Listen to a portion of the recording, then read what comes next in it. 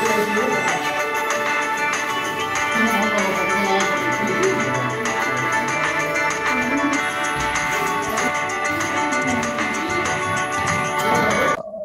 মহকুমাৰ বিভিন্ন প্ৰান্তত লগতে আমাৰ বৰবালি গাঁৱতো বিভিন্ন অঞ্চলত পানীত বুৰ গৈছে, বিভিন্ন ঘৰ পানীত ডুব গৈছে। গতিকে এই ডুব যোৱা পৰিয়ালসকলক ইতিমধ্যে প্ৰশাসনৰ তৰফৰ পৰা তেখেতসকলক আনি পিনে বৰবালি এম ই স্কুলত তেখেতসকলক ৰাখিছে।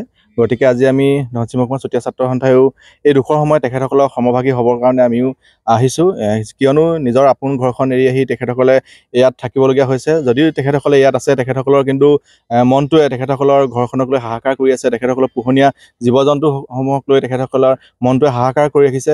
গতিকে এই বিপদৰ সময়ছোৱাত আমি ধনশিৰি মহকুমা চুতীয়া ছাত্ৰ সন্থায়ো তেখেতসকলক অকণমান সহায়ৰ হাত আগবঢ়াবৰ বাবে আজি আমি তেখেতসকলৰ ওচৰত উপস্থিত হৈছোঁহি। লগতে আমি অনুৰোধ জনাম প্ৰশাসনক যাতে এই বিষয়সমূহ যাতে এটা সুস্থিৰ সমাধান দিশত তেখেতসকলক নিয়ে, কাৰণ প্ৰত্যেক বছৰে দৈয়াঙে যেতিয়া পানী এৰি দিয়ে, নিপকে যেতিয়া পানী এৰি দিয়ে, তেতিয়াহ'লে এই অঞ্চলসমূহ, এই বৰবালি অঞ্চলসমূহ জলমগ্ন হয়। গতিকে আমি প্ৰশাসনৰ তথা আমি সৰুপথাৰ সমষ্টিৰ বিধায়ক মহোদয়ক অনুৰোধ জনাইছোঁ যাতে এই বিষয়সমূহ এটা সুস্থিৰ সমাধান দিশত লৈ যাবৰ কাৰণে আমি অনুৰোধ জনাইছোঁ।